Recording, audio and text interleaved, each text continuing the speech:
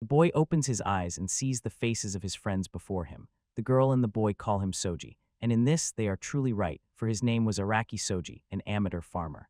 He is trying to come to his senses and thought about who these people were. The unclear memory seemed quite close to him, but it was rather difficult for him to gather his thoughts while lying on the floor. 4 years ago, he left his job and city life and began living a measured, stress-free life as a free farmer, enjoying the benefits of rural life and the fruits of his labor. Office work promised him nothing good. Constant stress and worries about deadlines tired him out. The last thing that prompted him to take such a step was a special farming program for those interested. He put as much effort as possible into his activity, and the boy was always happy to share the fruits with his neighbor, an old woman who constantly cared for him at first. The old woman often warned him not to work too much in the sun, as it is easy to get heat stroke, but he paid no attention to this, considering himself a strong and healthy man. He believed that his love for vegetables and gardening had a much greater influence on him and protected him from all failures and problems, and the sun could not become an obstacle to his goal. Heatstroke caught him very quickly, and the boy fell powerless in the middle of his garden. He called for help, but no one heard him, and Soji was left to die in the middle of his little garden. Everything he saw before him was a large eggplant. He still tried to call someone, but his voice turned into a croak. Failure indeed befell him, but he did not suspect how it would end. The boy came to his senses in the middle of the room. Two people were sitting near him. Saji was surprised to find himself in the body of a small child. The little one thought that the people in front of him were his mom and dad. The father was surprised. He advised calling a doctor because the son was most likely hallucinating and could hardly understand anything. The mother did not listen to him. For her, the child's life was the most important thing. She did not leave him and constantly asked how he personally felt. As a result, he was left at home and promised to be given the opportunity to rest. Soji had a lot of time to think about the situation he found himself in. He realized that he died from heatstroke, was transferred into the body of a little boy, retaining memories from his past life and the boy's life. The situation was similar to the one he often read about in popular books and saw in films. His current parents were very worried about their son's condition. The parents from the past were the same, but he did not communicate with them. He hoped that his real parents from his past life would live a long, happy life and would not grieve for him or lose their minds from guilt towards him, because he himself did not want that. The boy was distracted from his thoughts by the appearance of a girl around whom flowers were flying. He guessed that there could not be so many flowers in one place just like that. It was definitely some kind of magic. When he finally looked out the window, he saw vast expanses before him, with fields on them. Here and there among them, people were walking and working on the improvement of the fields, which pleased Saji. He saw two men who were carefully examining the weapon. It was a real sword, which the boy had only seen in movies. He realized that he had entered the world of sword and magic. For Saji, in his opinion, wide prospects for a future journey through the magical world were opening up. Adventures and monsters, from which he would protect the innocent, were already ahead and waiting for him. But in reality, deep down, he wanted to engage in growing fruits and vegetables in the garden beds. He was already eager to start, but this time he remembered the old woman's advice and decided to rest. In his mind appeared the image of an old woman who in a past life had been so kind to him.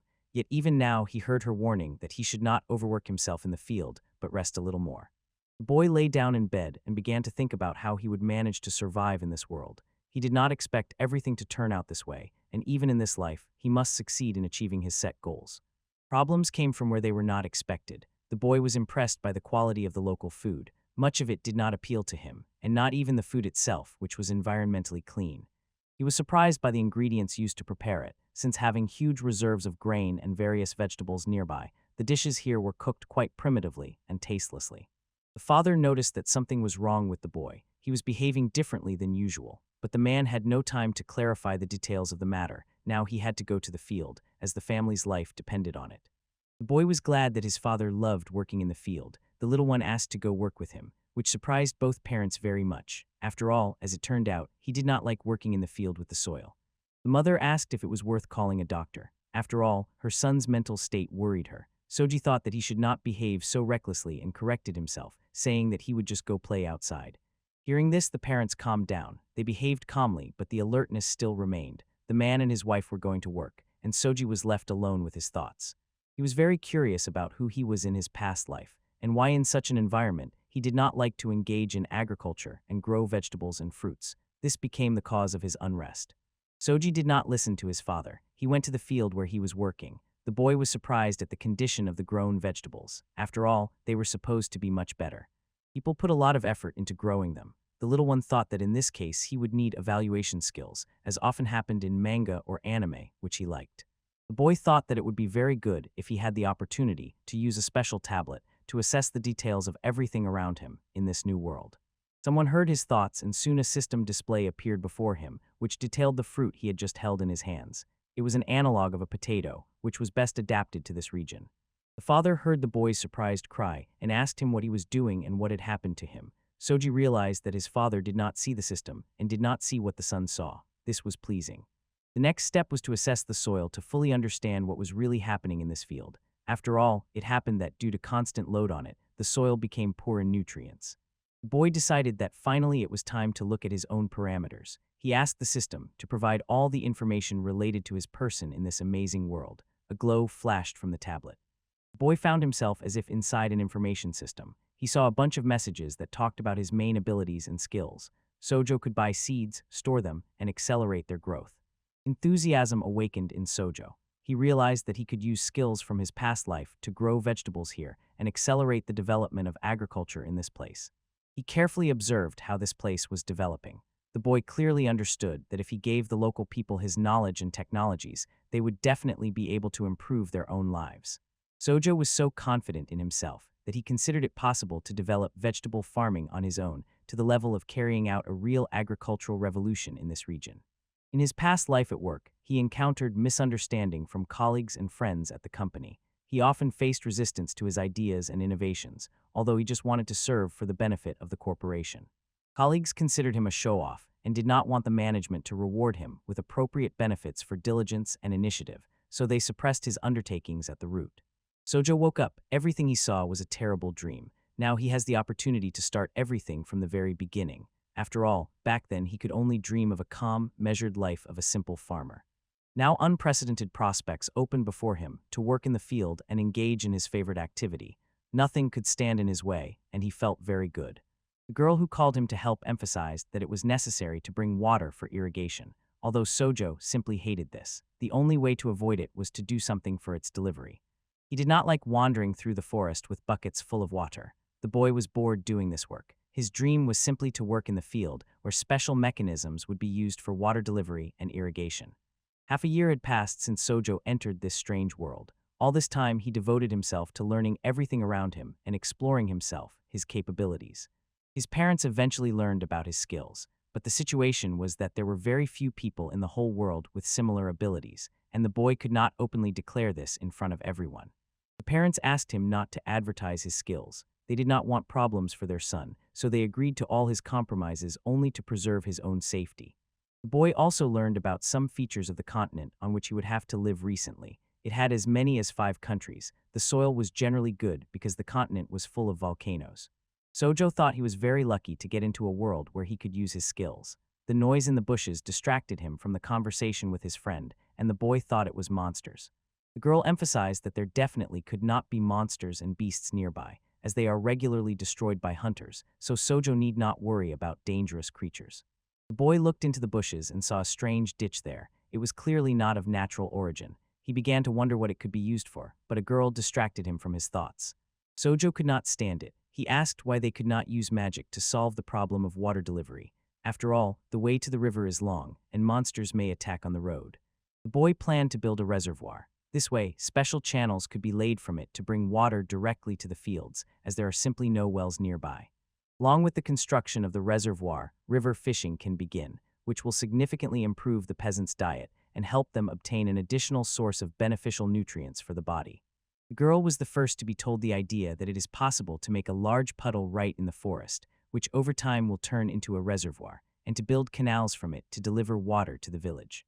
The friend agreed that it would be very good, but she found it hard to believe that it was possible to do in practice. Yet Sojo was not going to give up just like that. He offered her his hand and invited her to go with him. They came to that strange place that had caught Sojo's attention so much. The girl explained that it was really not a natural ditch, but people also did not contribute to its formation. The girl said that these were the remains of an old waterway that led straight to the village, and on it were visible claw marks from the dragon. Water flowed from them when the dragon struck it. She also told her friends that the elder and the villagers had repeatedly tried to restore the stream, but due to frequent rains, the earth gradually shifted and blocked the flow of water streams. Sojo realized that these were the remains of an old water supply system. The girl confirmed this suspicion, but she considered its current state as the best proof of the impossibility of such a plan. The boy promised that he would try to do everything on his own. After all, he wants to improve the lives of the villagers. Perhaps some of them will agree to help him and become assistants in restoring the water supply. A period of prolonged preparation began. The boy tried to analyze all the details by himself. Work in the field was combined with mental work. Everyone respected his efforts. In order to improve people's lives, the boy tirelessly worked to acquire the necessary knowledge. Day and night, all his free time he devoted to mental work, working with books and drawings. Tina visited him unexpectedly. She asked what she could do to help Sojo improve the lives of the villagers. The girl asked for forgiveness for not believing in him. Sojo told that he had developed a good plan regarding the restoration of the water supply system. Tina was very surprised at how her friend had changed recently. After all, he was not like that before. The elder listened carefully to the boy. He said that many had already tried to do this, but nothing succeeded, so he could not simply allow the work to be carried out, as many would not agree to the venture.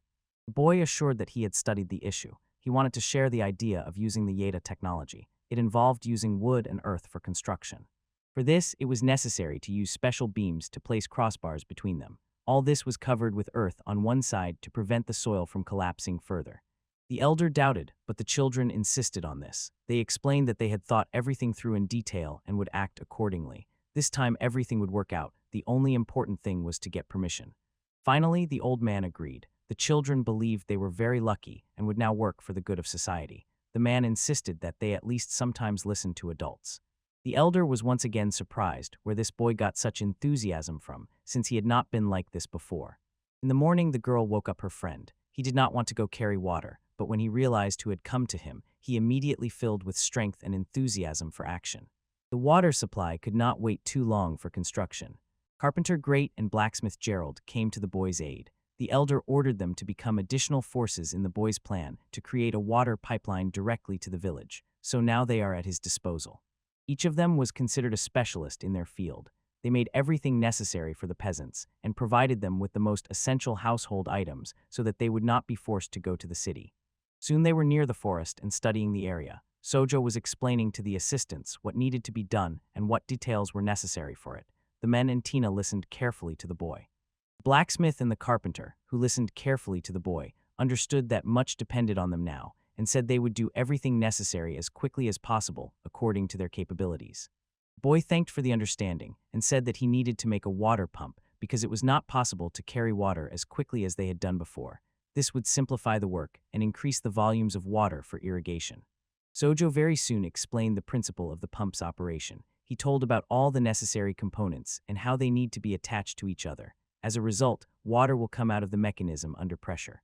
The boy said that he had never tried to do this in his life, only read about it in a book. He hoped that the blacksmith would succeed, as a specialist of his level was sure to make such a mechanism. The man, hearing praise and admiration for his skills, was filled with energy. He promised that the parts for the pump would be ready by tomorrow. The boy understood that people should be motivated to work with kind words. Tina talked about faith and beginnings. After all, when even the masters caught fire with her friend's ideas, then everything is definitely ahead of them. The girl's attitude has changed a lot recently. In her eyes, one could see admiration and faith, perhaps even something more, as she tried to spend as much time as possible next to her friend and talk with him about the matters awaiting them. A week after these events, the elder gathered all the inhabitants in the square in front of the main house. He talked about how the boy decided to build a water pipeline from the river to their village and fields. The man also emphasized that everyone now needs to carefully listen to the little one and offer their own ideas if any arise.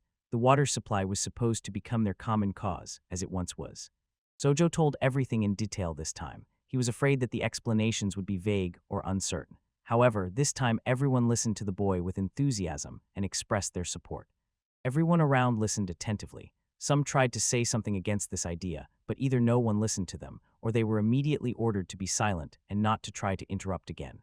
In the end, everyone expressed unequivocal support. Everyone around promised to help those who could. The workforce and various kinds of technical innovations would always be at their disposal. The plan was meant to succeed.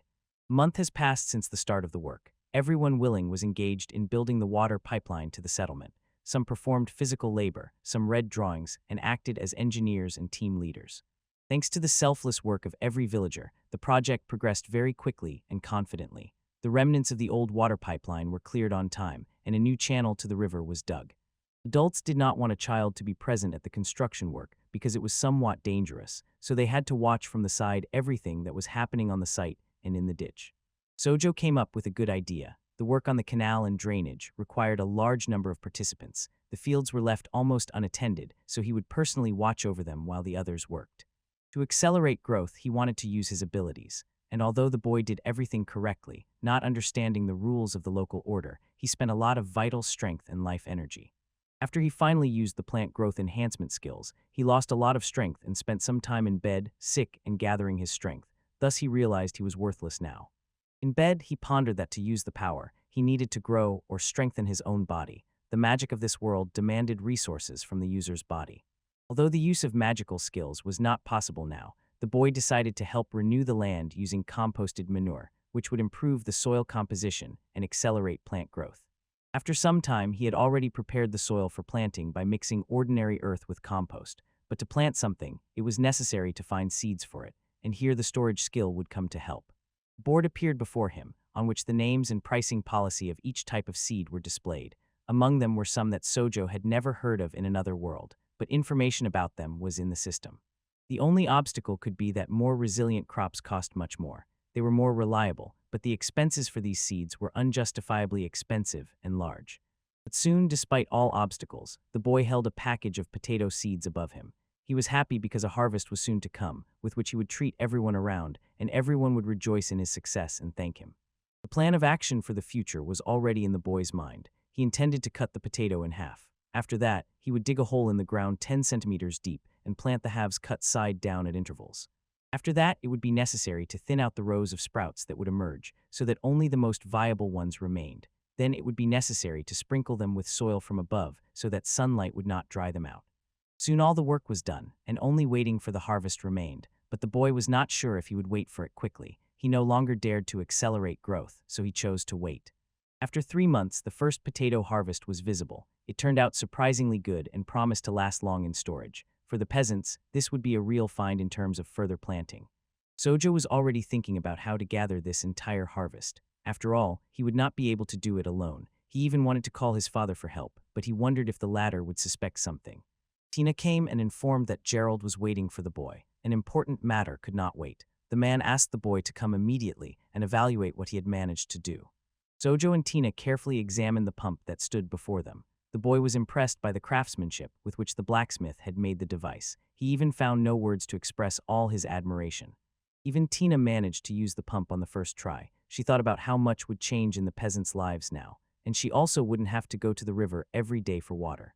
In gratitude and special regard, the boy gave the blacksmith the first potato harvest. The blacksmith was more surprised than when he managed to make the pump, as he had never seen such large potatoes. The carpenter called the boy to him. The water supply system, according to Sojo's design, was ready. The boy was surprised because he thought the entire population had succeeded, and soon they would enjoy the benefits. Soon the boy was called by the elder and his father. He stood before them, surprised by their opinion that he himself should open the gates to let water into the village, although Sojo himself was not sure about this. The boy stood by the mechanism that was supposed to give access to water for the village. He hesitated. Before that, he decided to give a speech to thank everyone who agreed to his idea, and now this was their joint achievement. He could not handle the mechanism by himself. His efforts led to nothing. Then the boy appealed to all the men present to help, and they would do it together. Soon the path for the water was opened. Not only would the nourishing moisture reach the village this way, even fishing was possible this way, and many rejoiced as they had not eaten fish for a long time. The boy was satisfied. Everyone around did nothing but praise him, and he modestly told that this type of fishing was invented by their common ancestors long ago. They had just forgotten about it. Suddenly he heard the loud voice of the blacksmith. He and Tina were praising the potatoes that the blacksmith had treated them to, one after another. The boy could not be happier that his efforts were not in vain. When the people around saw it, they all together began to eagerly and tremblingly ask in advance to be allowed to try this vegetable. No one had ever seen or tried anything like it before. The elder asked everyone to calm down and promised that today's day in the history of their village would be special. So today, everyone awaited a banquet in honor of Sojo and his achievements and contributions to the life of their native village. Everyone around was happy and enjoyed pleasant dishes and company. Women and men could not remember the last time they felt so good. Everyone was grateful to the boy Sojo. Sam Sajo believed that this was only the beginning of his great deeds. After all, soon he would lead to a real agrarian revolution in his own village, and no one else would go hungry or be limited in food. The boy was sleeping peacefully and did not even suspect that a very serious danger awaited his crops. A wild boar, a fierce and wild animal that understood absolutely nothing with its brain, attacked the field. The next morning, Sajo and his father were shocked by what they saw before them. Their garden, into which the boy had put all his soul and heart, was cruelly devastated by someone. All the plants lay broken and trampled on the ground. The boy fell into despair. Hope and expectations left him, and he did not know what to do. He wanted to cry, feelings overwhelmed him, and he could do nothing with himself at that moment.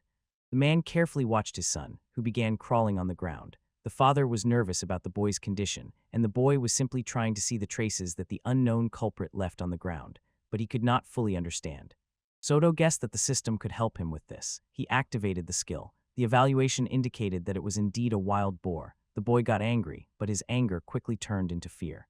He told his father that the animal was the cause of this devastation, so it was worth returning home as soon as possible and preparing for the next visit of the pest, because it would definitely return to the crime scene for more.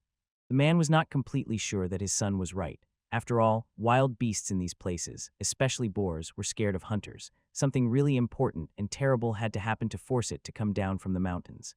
The mother came out of the house and called the boys to breakfast. She was cheerful until she saw what had happened to their garden. The man ordered her to go inside because it was dangerous here. The beast could be nearby.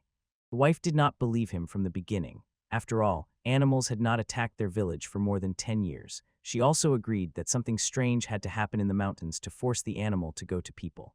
The man ordered not to go anywhere outside the house. Meanwhile, he would go to the elder and tell him everything that had happened. After all, people must know about the approaching danger and prepare.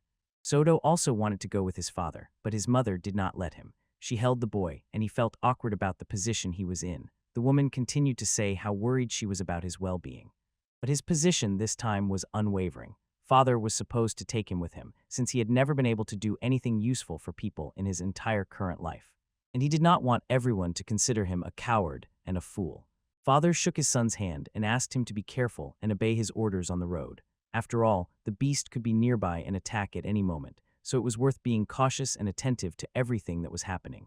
Mother could not believe that her son had expressed such a mature and serious position this time. She wanted him to stay at home. However, another part of her dictated that he should be a real man and not be so cared for.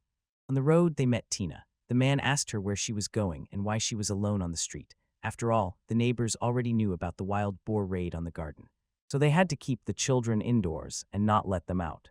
Father's friend on the road could not believe that these were the consequences of the beast's attack. It was hard for him to believe that the animal could be guilty of such a thing, so suspicions crept in that it could have been done by someone from the neighbors or acquaintances on purpose. Father Sajo could not agree with such suspicions. Everyone in the village knew each other very well and supported each other. No one could have done such an act on purpose because they know the situation everyone is in. A large group of men was joined by more and more people. The quarrel began to escalate into something much stronger. Supporters of each side planned, in the absence of serious evidence, to move on to more weighty arguments. The children watched from the side how their parents behaved. They did not like the atmosphere that was forming around, but they could do nothing about it. Suddenly, Tina said that she loved very much. Soto became embarrassed. He asked again because he thought he had misheard, but the girl confirmed that she loved, and she loved the vegetables and fruits that the boy grew in the garden and shared with other villagers to make their lives a little easier.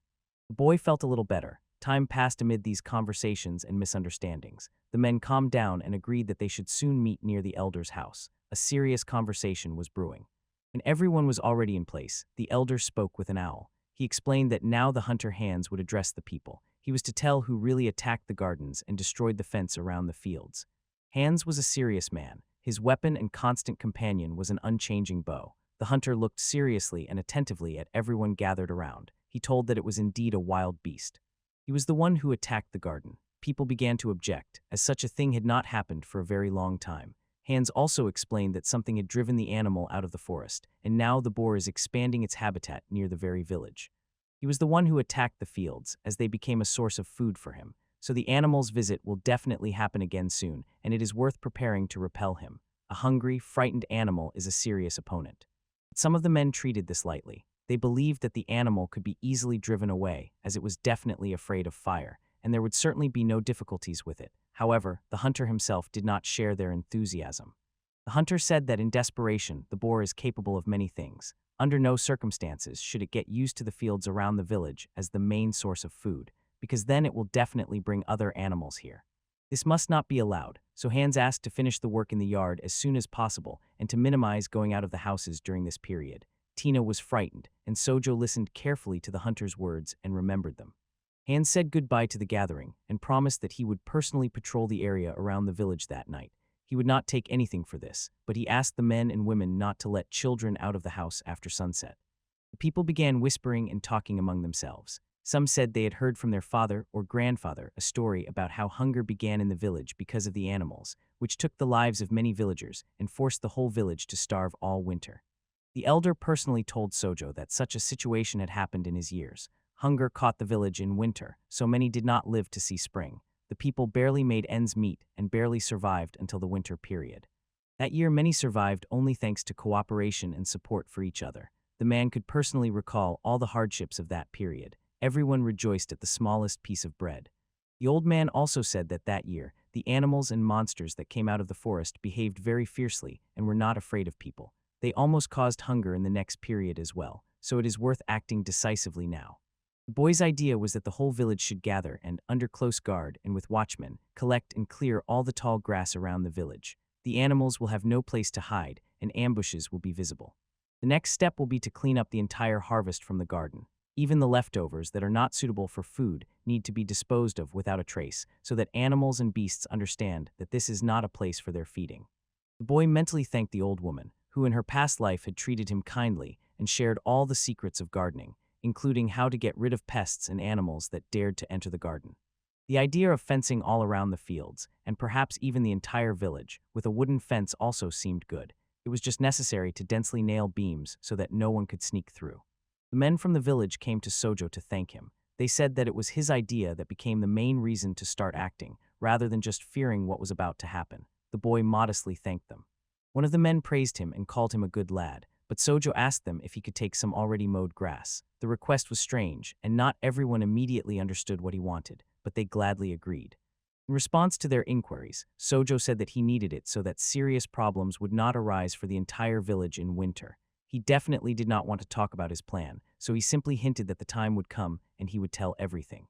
Meanwhile, Hans was patrolling the territory. He came across a huge gap in the forest. It was clear that it was the work of a monster, but looking at the scale, it was hard to imagine how huge the beast that made it must have been. When the man lowered his gaze to the ground, he saw that he was standing inside a huge footprint that looked like the paw print of some reptile or bird. Nearby were boar tracks, which seemed insignificant compared to the print. Sojo enjoyed the night landscape of the village and the fields nearby. He began to recall his past life and realized that in this world he was much better off. After all, the people here were kind and ready to help each other. After a long night of sleeplessness and another lesson, the boy was about to go to sleep. He still felt that he owed these people something, but he also had to rest so as not to lose strength. A loud scream was heard from the street. The first thought was that the beast had attacked the fields again at night. However, the father calmed him down. This time the crops remained intact, and the fence around was not broken, it was whole. The blacksmith and the carpenter were talking loudly. The boy saw the men standing opposite each other. Gerald ordered Grado to start hitting, and he assured that now the blacksmith would feel the full power of the carpenter's fists. He struck with force, and the ground around buzzed. Sojo thought that the blacksmith and the carpenter were fighting, but they themselves explained that they were actually testing the wood that would soon be used to build a strong and reliable fence around the entire village. The men could talk for a long time about types of wood and ways to work with them. They only calmed down later, and that was to listen to the brilliant idea that Sojo could offer them. The boy said that they have to build a tall fence without gaps, entirely out of wood. This upset the blacksmith very much, who thought he would not be needed now, but Sojo calmed him down. Wood was much cheaper than iron, and it was easier to work with, but still, without iron spare parts, they definitely wouldn't manage. Therefore, the skills of the blacksmith and the carpenter will be very important in their future project. The men assured that they had managed all his plans before, so nothing would change for them this time. They would gladly help and contribute to how the village would be defended. Soto thanked them and ran to the elder. At the end, he heard how Great and Gerald ordered him to be careful and hurry, as there could be new animals around, and it was still dangerous without a fence. Hans, meanwhile, was at the elder's. He was telling about his find in the forest. In addition, there was a huge feather that the hunter found in the forest near the tracks of a huge beast. The elder ordered silence about it. He guessed who might live in the forest and who came down from the mountains, but none of the villagers were to know about it. Panic could not be allowed, so the hunter had to remain silent and hide the trail for a certain time. Sojo looked into the room. He saw that the elder had guests and asked to be excused, promising to come next time or wait, but the elder asked him not to be shy and to come in. The boy told about his plan. He proposed to throw all the peasants' forces into clearing the area around the village. The hunter agreed. He said that near the settlement itself it was safe and there was no need to be afraid. He also added that hunters and loggers use the road to the river and their water pipeline, so sooner or later rumors will come from them, and now is a fairly safe time to carry out cleaning work. The elder promised to order the people to help. He was sure that many people would respond to the boy's idea. Soto thanked him and was about to run off to his errands. The elder was only amazed by his energy and drive. The next day, by the order of the elder and the rumor throughout the village, many men and women gathered, diligently clearing the territory, and during the break, everyone around discussed the fence and gate project. The boy consulted with the carpenter and the blacksmith. They shared details of their work and suggested improvements to the proposed fence project around the village. Soon the situation around changed. The forest around the village was completely cleared. There was no longer any place for monsters and beasts to hide. Their approach would be visible from afar, and people would be able to react in time to their appearance and protect themselves. The elder was impressed by the scale of the work done. Everything around was clean, and there was not even a trace of past neglect. The man thanked everyone who responded to his call and helped Sojo. This time the boy also took all the grass and branches. No one dared to ask why the boy needed all this, and he simply remained silent and promised to explain why he needed all this for the winter. The elder and the hunter were glad that the boy was so clever and resourceful. After all, he proposed many ideas to improve the lives of the villagers. Sometimes it seemed that he had come here from a completely different dimension. Tina asked her friend why he needed branches and grass. He, in turn, explained that he planned to make himself a bed from grass and branches for the winter. The girl wondered if he would really sleep on such a bed. The boy explained that it would be a bed for the field. He would cover all the crops with it, thus protecting them from the cold. Also, the soil moisture would remain the same, and microorganisms would enrich the soil with useful substances. The girl suggested that next year they could tell everyone else about this idea. The boy assured her that this is exactly what they would do. Thus, it would be more beneficial for them to grow vegetables in the future. In a month, the fence around the village was soon built. Grass and branches were scattered in the fields, covering the soil and the crops for the winter, which were supposed to overwinter in the ground and grow in the spring. People were amazed at how quickly the craftsmen managed to do everything. The villagers were surprised that the boy, together with the blacksmith and the carpenter, was able to do everything quickly and protect the villagers from danger. People were celebrating. Boys and girls, women and men were happy all around. They could now calmly welcome the new year and enjoy life. Everyone praised the boy for his cleverness and intelligence, thanking his parents for him. The elder made everyone around fall silent. He said that he had come specifically to publicly thank the boy for his efforts and contribution, so this time he definitely deserved to receive a worthy reward. The reward for the boy was supposed to be his own field. Sojo could not understand what was happening around him. He found it hard to believe that he would become the owner of a plot of land and manage it there.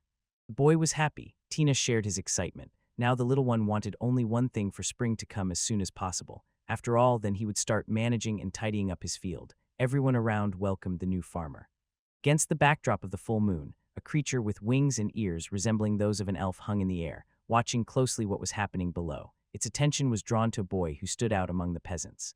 All winter Sojo worked to eliminate all pests and all bad plants from his plot. From early morning until late at night, he managed and worked to clear his field.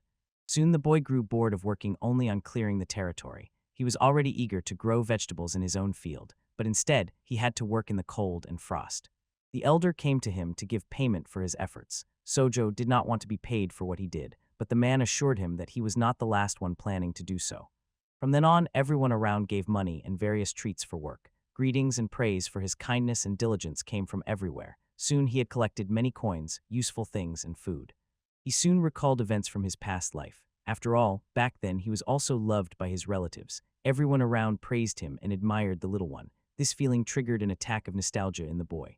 Soto thought about how soon he would start growing vegetables that he definitely had to treat all the villagers with. He also analyzed when he could plant and when he would grow and harvest them. For this, the boy will use a resource to find the seeds and vegetables he needs. He understood that this would require many different nutrients and additives in the soil to improve the harvest. Soto thought about saving money to buy something else in the spring and improve and increase his supplies. He wanted to buy and plant everything at once, but this time he definitely did not have enough money for that. Spring came and the field was ready for planting. The seeds were waiting to be planted in the soil. The time came to plant the seeds in the ground and to engage in growing vegetables and caring for the harvest.